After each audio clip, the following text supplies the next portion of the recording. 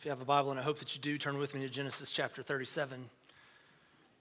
Genesis chapter 37.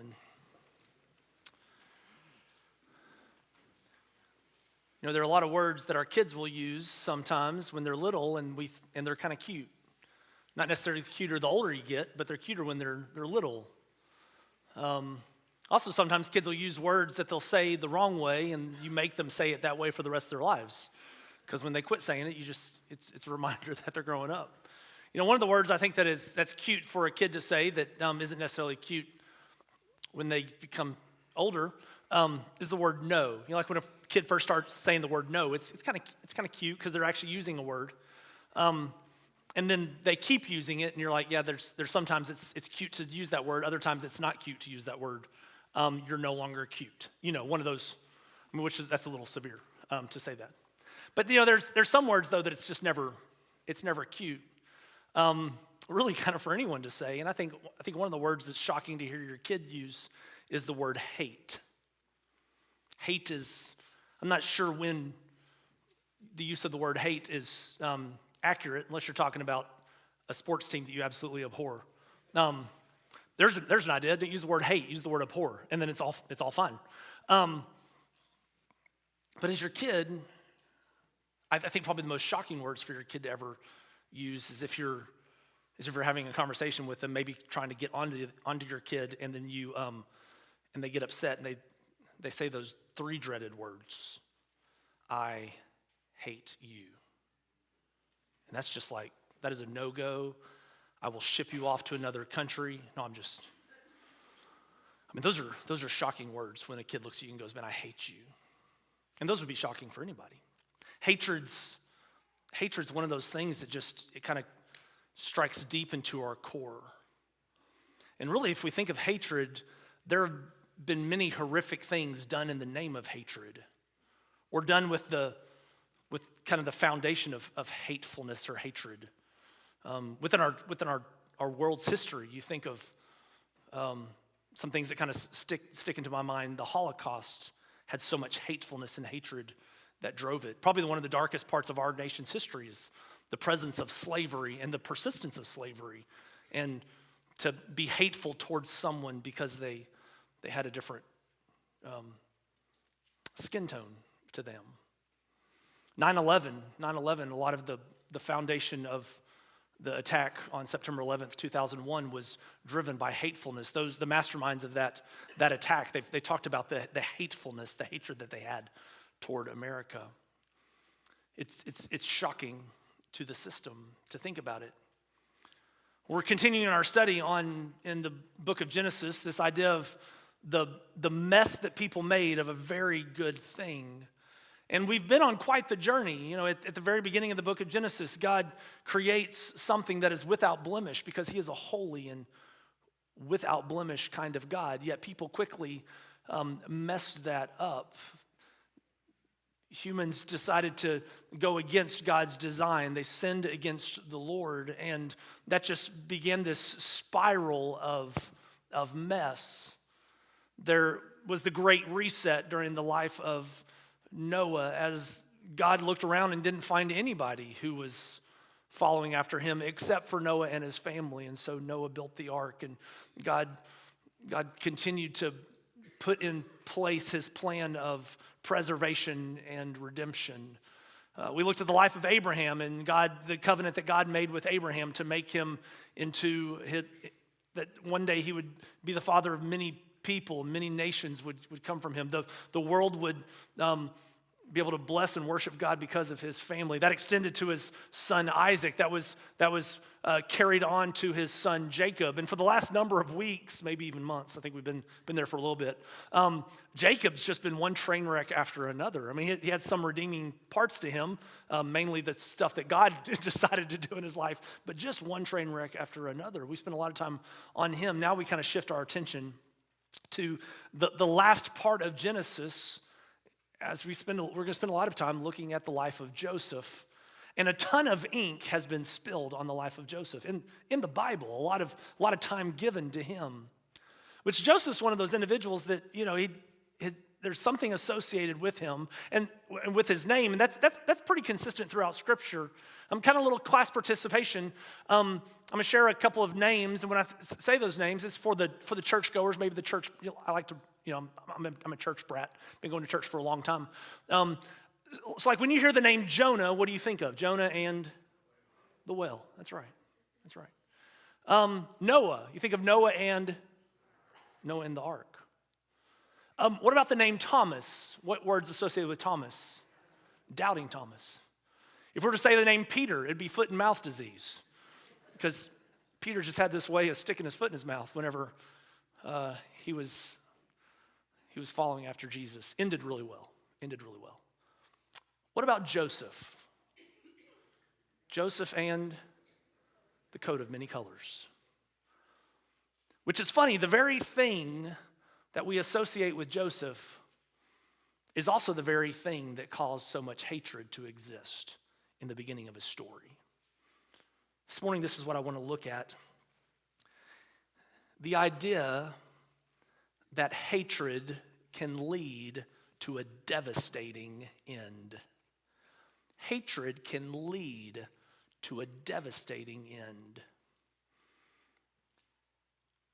Hate is a dangerous thing.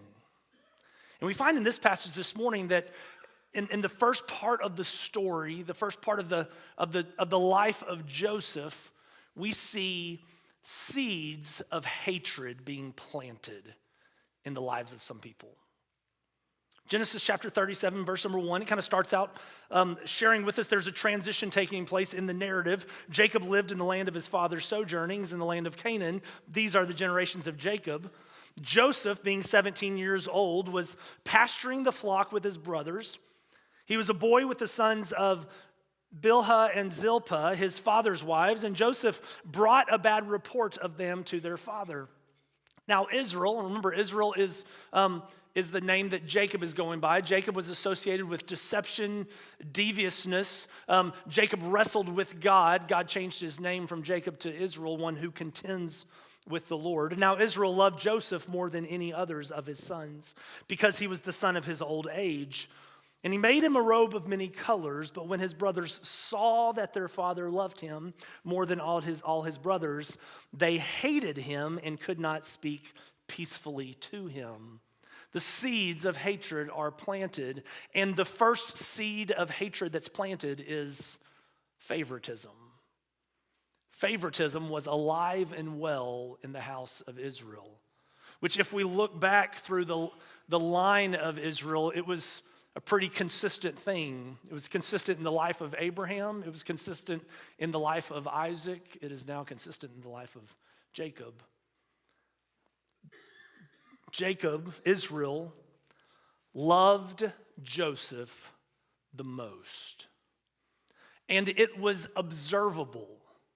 He gifted something to his favorite son, to his most loved son, that was observable to others. It wasn't just that the brothers thought their dad might love Joseph more. They knew it and could see it.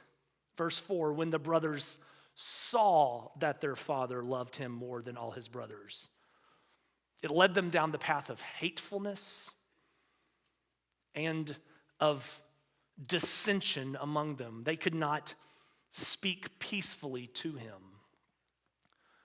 You ever known someone that you just couldn't speak peacefully to? In this culture, they would say something in the culture that still exists in the Middle East, peace be to you, and the response would be, and also to you. Well, if Joseph were to walk up to them and say, peace be to you, they'd roll their eyes and maybe walk in the other way. You've heard it said, if you can't say something nice, walk away. No, don't say, it'd be better to not say anything at all. Well, these guys weren't saying anything, nothing kind. And it all was founded in the favoritism that Jacob had shown toward Joseph. Last week, Brandy, I think it was last Sunday, Brandy sent me an article that referenced a study to where parents might actually have favorite children. And it wasn't like one of those studies that examined the lives of 5 people. It was was kind of a study that looked across a number of different studies, I think anywhere between like 12 and 14 studies, with an incredible number of participants, different studies that had been done looking at the presence of favoritism. As I shared with the last service, most weeks during the 8 o'clock service, my parents who live up in St. Louis, they kind of get online and they watch the service, and they do so because I'm their favorite. And I've told my younger sisters this, and they really don't have a good rebuttal. But the study showed me that it was okay for my parents to do that. No, I'm just kidding. They've never said those words. Those were just, I clearly observed them. But this study said that parents can tend to have a favorite child. And a lot of times it's the kid's maybe personality, maybe a kid that's more appeasable, someone that wants to follow the rules, do the right thing, whereas some kids are just a little bit more rebellious, kind of push back a little bit. It's just a little bit easier to have some favorites. I know some of you are going to be shocked in the room. Sometimes the oldest are considered the favorites because the parents got it right the first time. And that's my case. I know some of you's not the same way. Not my case in our kids. None of our kids are our favorites. No, that's not true at all. I've shared with you before. We have a dog, and she's now my favorite, even though I really don't like animals. It's this, there are kids that tend to be favorites, and what's interesting is the study went on to. I'm just kidding. We really don't have a favorite. Last night, Brandy and I were talking. We were wondering if we were to have this conversation with our kids, they would fight over who would be the favorite. Like, not that they would be like, I'm the favorite, but they would say, no, I bet so-and-so's the favorite. Like, they'd start pointing is this resonating? Is this anybody in this room? This is just kind of my counseling session. It's an opportunity for me to talk through hard things. But this is what the article said, which is interesting. There's a result there's like something happens if you decide to play favorites. It said the information is important. Jensen, who wrote the article, said because there are decades of research showing that the kids who tend to get the less favored treatment tend to have poorer outcomes. They are more likely to be depressed or anxious, he said, and more likely to get in trouble at school or engage in substance use as teens. One study suggested they are less likely to go to college and less satisfied with their life as adults. For the children who are favored, the reverse is true, he noted. Research shows they have better mental health, less trouble at school, and are more likely to go to college. That's exactly what's happening here in the life of Joseph. It's no secret that Jacob loves Joseph more. It is observable, and the seed of hatred is planted. But it's not the only seed of hatred that exists. There's also something that Joseph did that was a little, I believe, inadvertent, was not malicious. Joseph began to have dreams. And when he had those dreams, he would share those dreams with his brothers. And you're like, well, what's the big deal about having a dream? Well, let me share the dream with you. He had 2 dreams that he shared. Verse number 5, now Joseph had a dream, and when he told it to his brothers, they hated him even more. He said to them, hear this dream that I have dreamed. Behold, we were binding sheaves in the field, and behold, my sheaf arose and stood upright, and behold, your sheaves gathered around it and bowed down to my sheaf. His brothers said to him, are you indeed to reign over us, or are you indeed to rule over us? So they hated him even more for his dreams and for his words. Dream number 2. Then he dreamed another dream and told it to his brothers and said, behold, I have dreamed another dream. I have a dream in times gone by. I'm just kidding. Anybody think that one? A dream? Okay, thanks. Few of you, yes. Few, no. Same last service.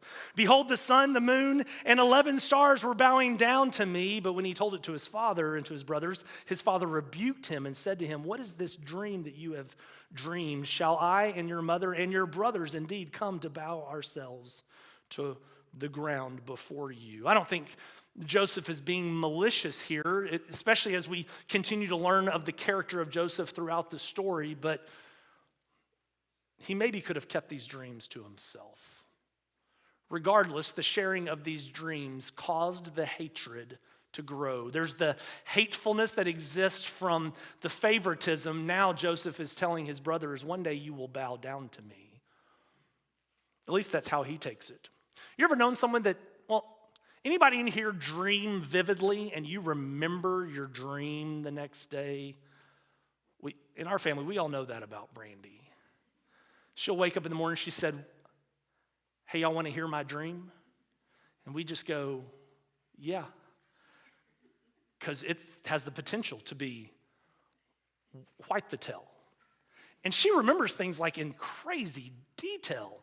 I, for one, don't know if I dream. Because I just wake up in the morning and be like, "Did you dream about anything?" I was like, "Oh." I'm always dreaming about Brandy. But beyond that, no, I don't know. Some of the dreams that I do remember are dreams I wish I didn't remember. They're like night terrors or whatever. But Brandy just vividly remembers dreams. Joseph vividly remembered these dreams and shared these with his brothers, and it incited with them a hatred, a continued, a mounting, a growing hatred toward him. But there's one final thing that exists, a seed of hatred toward him. There's the favoritism. There's just Joseph's, I believe, kind of this unbridled telling of dreams to his brothers. But eventually we see that there's an envy that exists, a jealousy toward Joseph. That I think it's all these things combined. It says in verse number 12, "And his brothers were jealous of him." Hatred has taken root.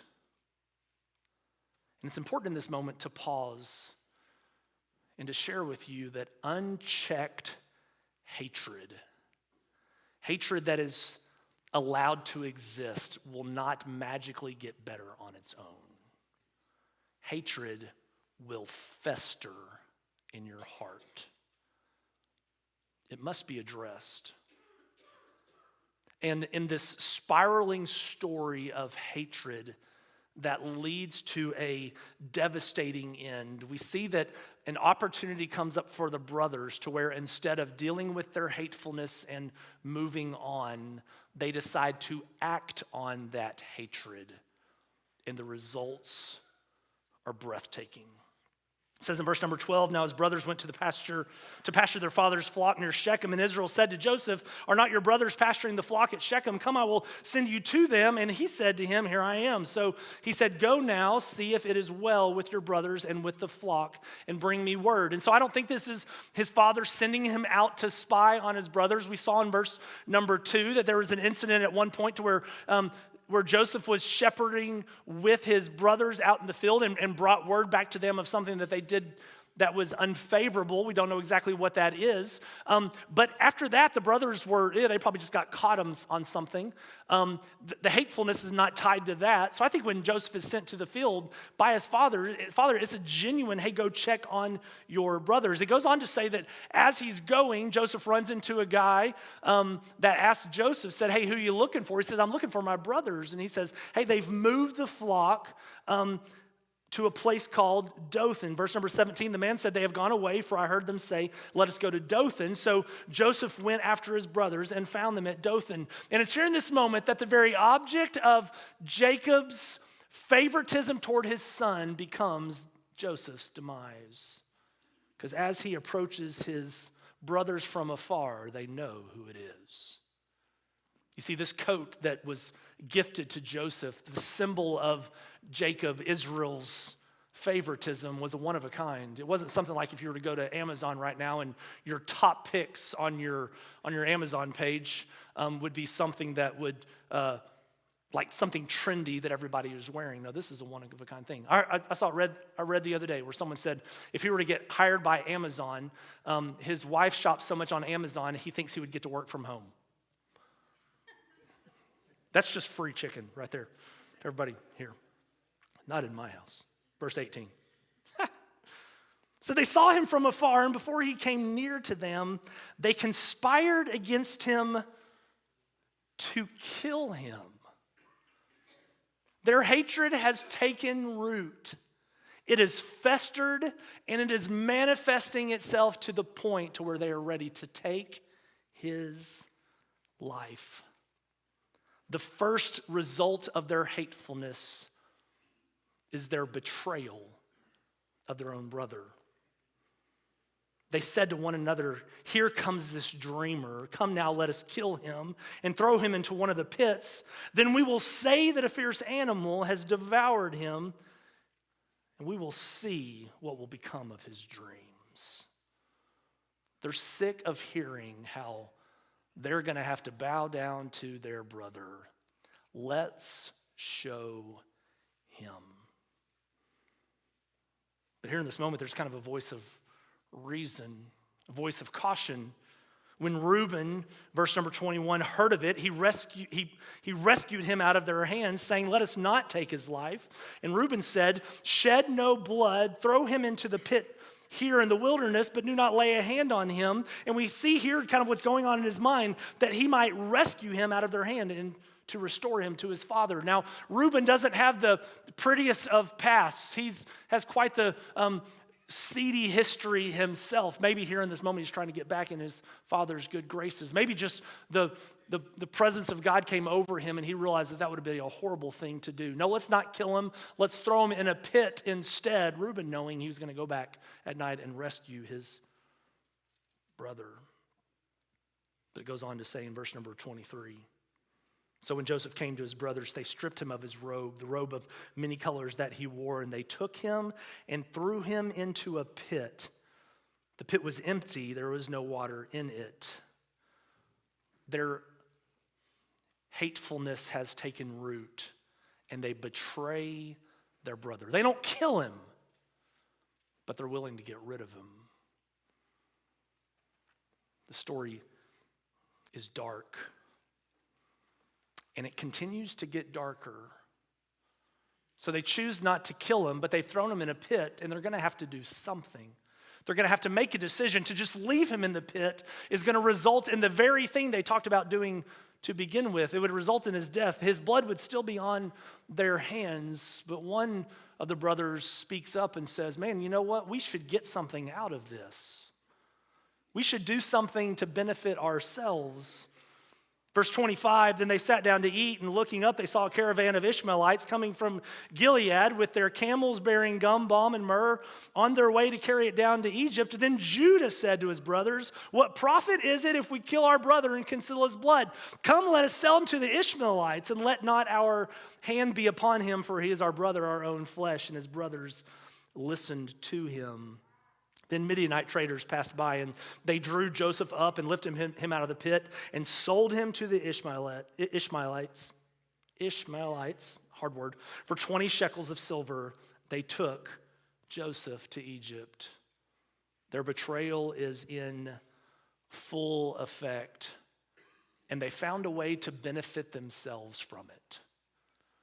Of all people, who comes up with the plan? It's Judah. Quick church trivia. Anybody want to guess who comes from the line of Judah? It's Jesus. You know, something we're going to see near the end of the story, and I just want you to file this away in the back of your minds. Judah here does not act well, but at the end of the story, we see a different Judah. But here, he's willing to betray. He's willing to benefit. So they sell Joseph to the Ishmaelites. They take him away to Egypt. And now they have to figure out how to tie the story up with a bow. How do we make everything packaged in a way to where we can move forward? Well, hey, let's do this. Let's deceive our father. And says then they took Joseph's robe and slaughtered a goat and dipped the robe in blood. And they sent the robe of many colors and brought it to their father and said, "This we have found. Please identify whether it is your son's robe or not." And he identified it and said, "It is my son's robe. A fierce animal has devoured him. Joseph is without doubt torn to pieces." They betray their brother. They gain from his demise, and then they deceive their dad, leading him to believe that his treasured son is dead. The seeds of hatred took root, leading to devastating results. But it doesn't stop there, church. And I want you to see this. Is when we act in a way that is contrary to God's plan, there are always consequences. And if we act on our hatred, there will be consequences to our actions. I think one of the first actions or consequences that we'll continue to see throughout this story is the consequence of guilt. It says when Reuben saw that they had thrown that his brother had been thrown into a pit and was gone, it says that verse number 29, Reuben returned to the pit, saw that Joseph was not in the pit, and he tore his clothes and returned to his brothers. There's a guilt that exists. And I think there would have been a guilt that exists for his brothers as time continued to go on. Because we'll see here in just a moment, every single time they would have looked at their dad, it would have been a reminder of what they did. Because the only consequence is not that of guilt. There's a long-lasting consequence in the life of Jacob. It's the consequence of grief. It says in verse number 34, then Jacob tore his garments and put sackcloth on his loins and mourned for his son many days. All his sons and all his daughters rose up to comfort him, but he refused to be comforted and said, no, I shall go down to Sheol to my son mourning. Thus his father wept for him. It's not just that the brothers would have been guilty, and I think we'll continue to see that through the story of Joseph, especially at the end where we find the brothers reunited with the brother that they betrayed. There's now a grief that is unconsolable. The brothers, the family comes around Jacob as he mourns, and he will not and cannot snap out of it. No, I will take my mourning to my grave, as he wept. The guilt is real. The grief is persistent. And imagine the despair that Joseph is experiencing. It's easy to forget about that point in the story because it's so severe what Jacob is now experiencing, who Israel is now experiencing on the loss of his son. But verse 36 reminds us that there's something else taking place. Meanwhile, the Midianites had sold him in Egypt to Potiphar, an officer of Pharaoh, the captain of the guard. Oh yeah, we forgot. Joseph is no longer with them. The consequences are real. Hatred will take you places you never imagined. And the consequences will be severe. Let me give you a few things for you to see. It's so easy to read a passage like this and go, whew, I'm glad that's their family and not mine. Can't imagine what it would be like to be filled with hate. But let's be honest with one another. In 2025, there is so much hate in people's lives. And I think the first thing that we need to do is to come face to face with our hatred. We need to name that which we hate. See, if we don't name our hatred, it just festers deep inside of our souls. It's hidden behind the curtain of our hearts. It's almost easy to not think about, but over time it begins to fester, it begins to remain, it begins to find ways to come out. And we find ourselves in a situation, if we're not careful, when we are so filled with hate, when we find pressure coming in from the outside, at some point the hate will come out. And it could come out violently. But if we say it out loud, there's something spectacular that God is able to do when our sin is brought into the light. So it might be for some of you this week, you need to go and find a quiet place with a mirror and find yourself face to face with yourself and name the thing, the person, the people group that you hate. Say it out loud. And there needs to be something that follows quickly on those hills The hills of your confession needs to be your confession of your sin to the Lord. Name that hate and then confess that hate to God. God, will you forgive me for the hate that is so real in my life? God, this hate is leading me down a path that is going to lead to a very destructive place. God, will you forgive me? And it might be necessary that you not stop there. You might not just need to seek the forgiveness of God, which God will give to you. You might need to seek the forgiveness of someone else, the very person who's been the object of your hate, and to go to them and say, will you forgive me? Like I said, the world is filled with hate. The world is filled with people who are trying to incite hatefulness. Don't let it take hold of your heart. Name your hatred and then confess and turn from that hatefulness. And fill it with the only thing that I think is able to fill that void in your life. The hole that hate has created. Love God. And if you love God, what will come quickly on the heels of your love for God? If you're a follower of Jesus, you can't love God and not love other people. We talked about that last week. You can't be a lover of God and a hater of man. If you're going to love God, you're going to love others. And what a recipe for healing of your hate that is. There's nothing like the love of God. God is never going to place within your heart a need or a desire to hate others. Hatefulness comes from the world. Name the hate, confess from your hatefulness, turn from that and turn to the one who is able to heal you and the hate in your life. Turn to Jesus. I need to bring up one final thing though. It kind of hit me at the end of the service.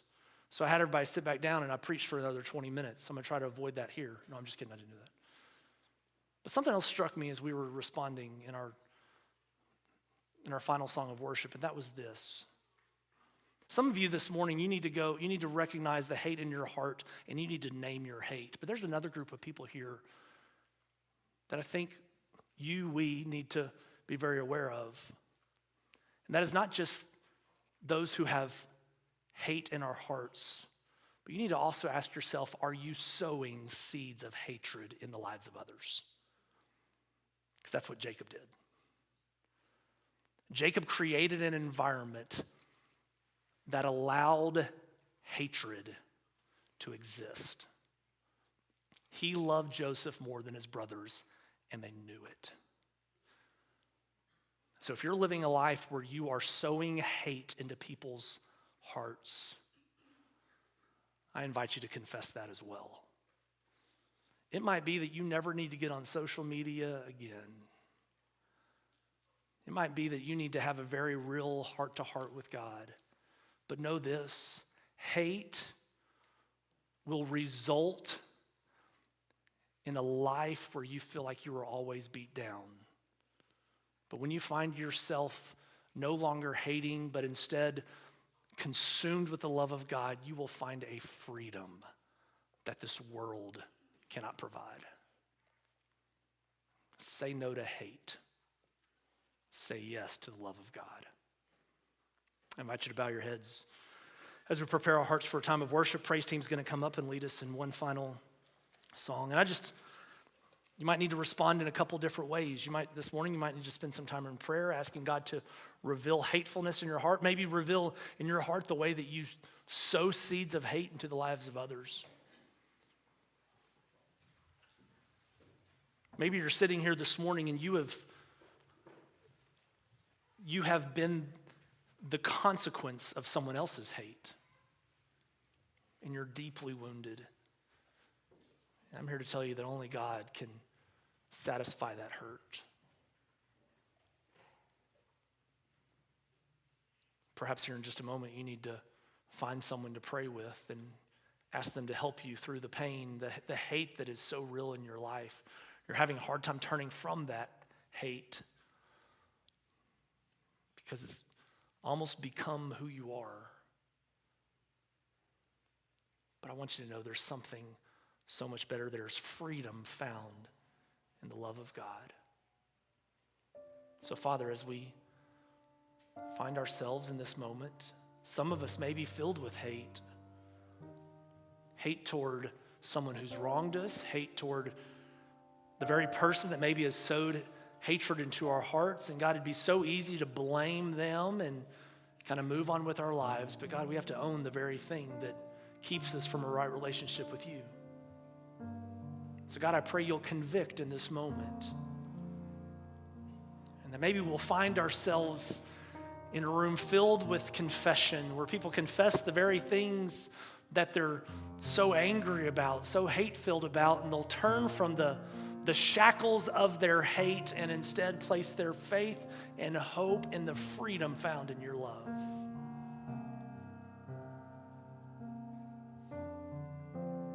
And God, in all that, we'll praise you for it. We'll praise you for the healing that you bring, for the conviction that exists in our lives. God, we'll praise you for being the God who is a healer of people's hearts. God, how glorious you are. Father, we turn our eyes to you. Blessed be the name of the Lord. It's in Jesus' name that I pray. Amen.